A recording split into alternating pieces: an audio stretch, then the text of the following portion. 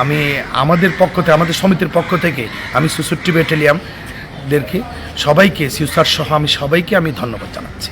আমি গরু ব্যাপারী, আমার বাড়ি টেন্ডাব নাজিরপাড়া, টেন্ডাব সদর ইউনিয়নের। আমার গরু তম্বুর থেকে আনার সময় বিজি ৬৪ বিজি ধরছে, ওখান থেকে গরু নিয়ে এসে আমাদের টেন্ডাব বেটরিমে নিয়ে আসে। ওখান থেকে আমার গরু স্যার শুদ্ধভাবে তদন্ত করে তারা আমাদেরকে গরু দিয়ে দিছি। আমার কাগজপত্র তারা চাইয়ে কাগজপত্র আর বাবা কাগজপত্র পাইয়ে আর কাগজ সঠিক কাগজ চাই তারা আর গরু সারি দিই।